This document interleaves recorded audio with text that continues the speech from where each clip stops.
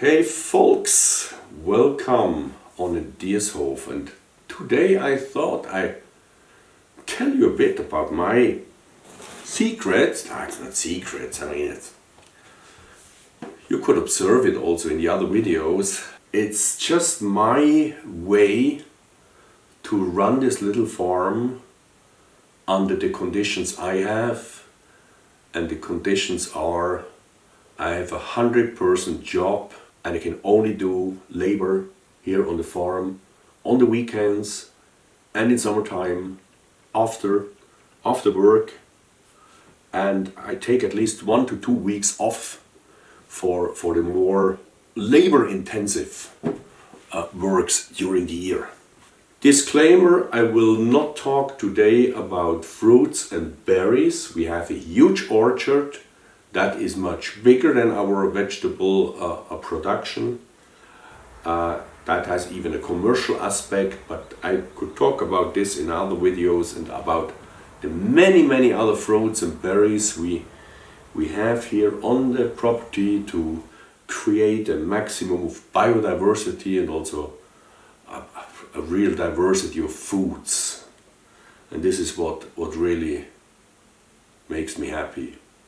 It's crucial that you make a balance for yourself. What are your resources? That is a question we have to answer honestly, because that's the point. What are your resources? First resource, time. Second resource, money. Third resource is space, property, land, a garden. Then comes help. What kind of help do you have? And then what kind of machinery, tools do you have to accomplish the job? This you have to answer separately before you do even this. But the points I mentioned, these are crucial. If you have no time, no money, and no space, forget it. You need at least time, I would say. And then you can arrange the other things. Or you need a lot of money, and then you can engage other people, but yeah, probably for most people that's not the scenario they are in. Sorry, I'm still awful cold while I'm making this video. For many days now we have this strange virus going around, not COVID, this RSV, or how it's called, harmless virus, but during COVID times we lost immunity. I talked about the decisions, and there may be 3 major decisions, my view. There are more as a fourth, but let's start with the first one. What kind of crops do you want? And this is absolutely crucial. If you want self-sufficiency, you need crops which you can store in one or the other way over the year in an energy smart way. And you need crops which are really staples, which are the base, the foundation to feed your family or your community. Especially the storage for those foods needs investments. And from all storage ways, the fridge is the worst. Refrigeration, the freezer, actually uses most energy. So I think it's the worst method. Let's keep that in mind. So my decision, what kind of crops are the following. First, tubers. Tubers is the foundation. And we have here mainly potatoes, then topinambur or Jerusalem artichokes. We have a huge amount. They are still out in the soil. They will stay the whole winter in the soil.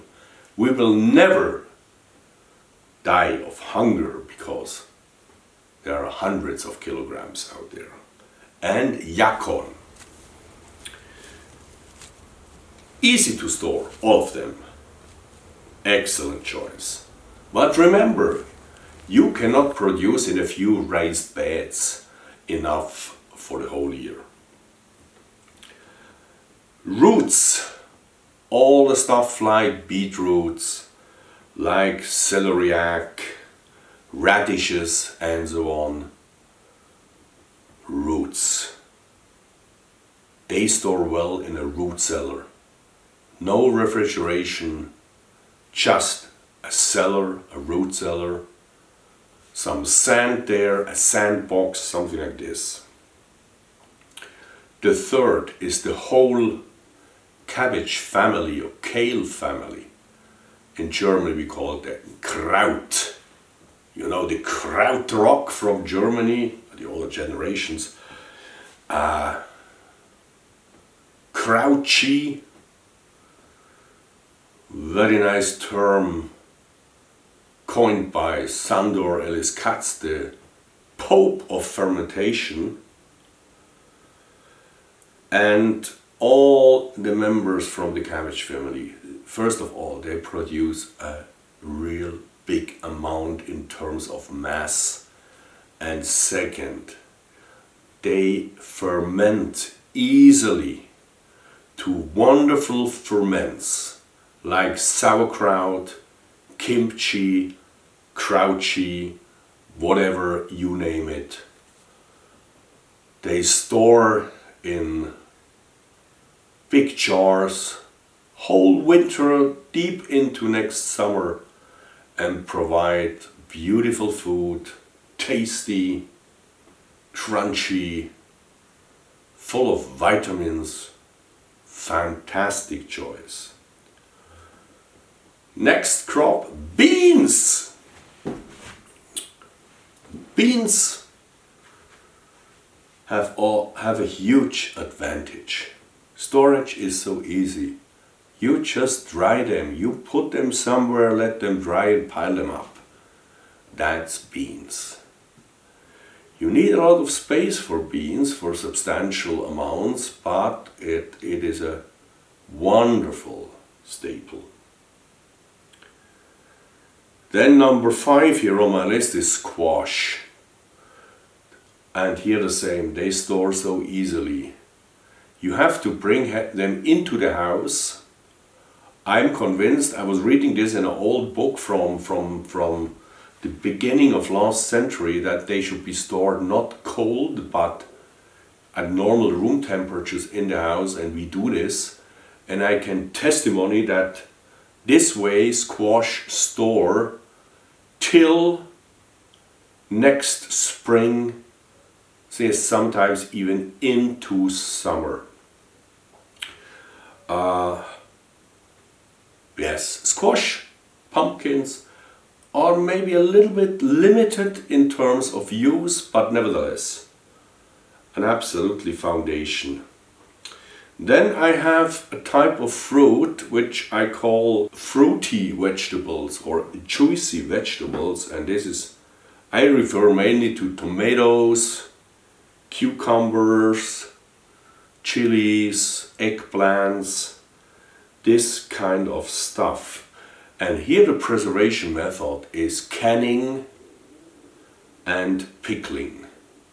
So we have, our cellar is full of canned tomato sauce, and this is a ground staple for especially Italian type cuisine, where tomato sauce is just,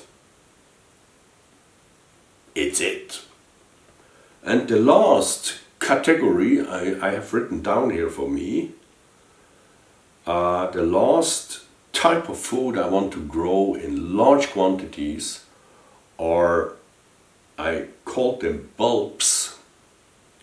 So it's the onion, family: onions, garlics, leeks, this kind of crops. The leeks are still out in the field. They withstand the winter here. The onions are harvested and you store them. It's also so easy. You store them cool, but the most important thing is dry. Absolutely dry air. So there must be a stream of air to avoid all kind of fungus-borne diseases which can happen with onions in the storage. So the choice of crops is the first important decision you have to make, and I've given you my choice and it works. It works. It's as easy as that. The second decision is connected with time.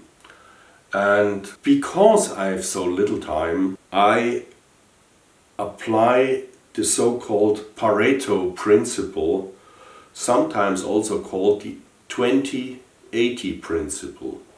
The idea behind this is if you use 20% of effort, you already achieve 80% of yield. For the garden, it means for me, I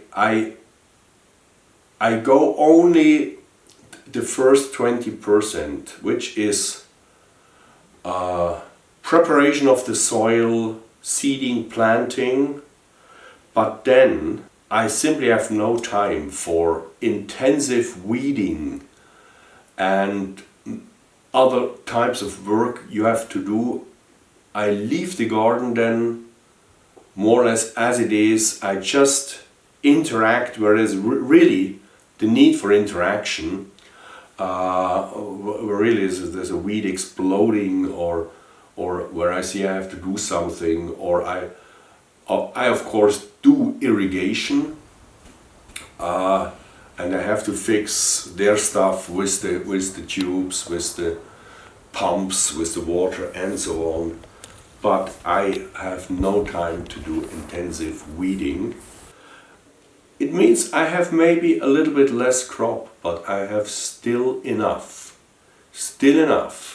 and I saved a huge amount of time which I simply would not have. And when people ask me, how can you do all this with your full-time job? That's a secret, But you have to accept the weeds. In German, we have the term Unkraut, which is now, let's say, avoided by people with a more sustainable attitude. They talk about Beikräuter, so the natural greens which you have as an addition. And indeed, many of those weeds you can eat, and they are a great addition to salads at every time in the season. The third decision is about the degree of mechanization you would like to involve. And my decision clearly was, because of my limited time, because of limited help, I want to use it as much as possible. Using less chemicals, more mechanics. Drawback is clearly that the tractor here and also the other devices are dependent on fuel. I could run them on vegetable fuel, kind of rapeseed oil derivatives, but that's not the real thing. I'd rather prefer using petroleum-based fuels for that.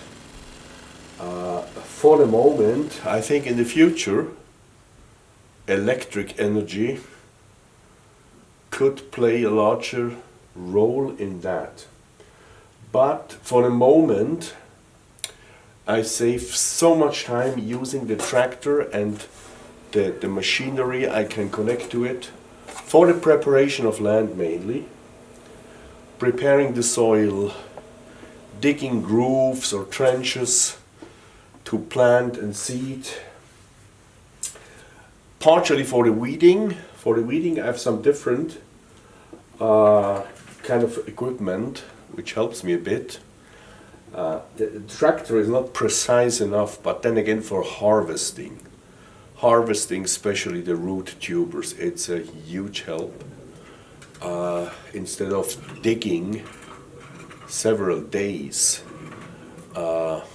it's much more convenient. You run through with the tractor once and all the roots or tubers are on the surface.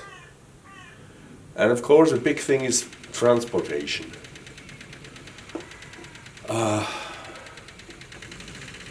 Instead of going with the wheelbarrow forth and back and forth and back and forth and back, I use this big shovel I have for a machine here. It's such a big help in hauling around equipment, harvested stuff, and so on.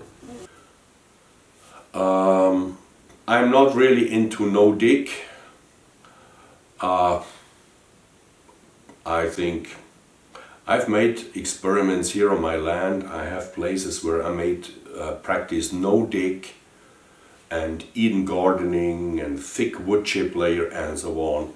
The food does not grow any better at all than in the areas where I do let's say rototilling. I avoid plowing, so I avoid turning of the soil. What I do is a surface loosening. I guess that's the layer which is anyway rich in oxygen, and I do not make there a huge kind of intermixing of different biotic layers of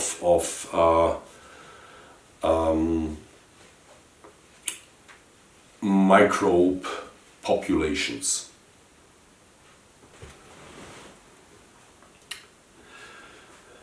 As a consequence of the strong degree of mechanization, so I can plant my vegetable in long rows. So no raised beds, no beds at all. It's like a field and long rows of vegetables. And each row is a good neighbor to the next row. And every year all the rows travel down to one side. And the plan is that you have members from the cabbage family, for example, only every 5 years on the same spot again. So that gives a healthy crop rotation and helps to keep the soil healthy. The long rows, it's very clearly, I pass through with the tractor once and it's done. So those are, in my view, the three main decisions you have to make. Of course there are more. The fourth decision, I would say, is how much or to what extent you want to manage your garden, your vegetable production in an organic way. And of course we have now a big discussion what means organic. At least in Switzerland there is still a huge list of treatments, of pesticides you are allowed to use. There are many pesticides derived from nature. This is would be a different video, and I mentioned it in another video where I talk about Steve Solomon's book, The Intelligent Gardener. You know, if you have a poison, it doesn't matter if it comes from nature or from chemistry. You can kill yourself easily with a natural organic poison. So for me this is not a very strong point. I have to say that I used no pesticides at all, also not the organic ones, this whole growing season, but I use some smart fertilizers together with my compost. And if you want more details, go to the video about the Intelligent Gardener book. There I explain this all. What is also included in the organic, or I prefer to say sustainable or regenerative agriculture, is how much you want to use either cover crops, and by the way, weeds is a kind of cover crop, or mulch, because I think, and this is really important point, you should never leave the soil naked for a longer period of time. So always have it covered either with living plants or with a mulch layer. I think it's a good choice to go as sustainable as possible without becoming radical and without becoming like a sect in avoiding this or that. Just, and this is my doctrine, I see myself as a steward of the land, and I want to do the best for it. And I think this is a nice way to look at it. I care for the land, I feed it, I cover it, and in return it gives me back wonderful crops. For me and my family and the whole community here in this house, up to 10 people here, whole year long when it comes to vegetables. We have chickens with eggs, we have, as I said, a big orchard, but in terms of vegetable production, I can proudly say we are self-sufficient. That's it. Told you my secrets. Hope you like it. If yes, please a thumbs up. Subscribe if you like. All the best, folks. See you next time here. Bye bye.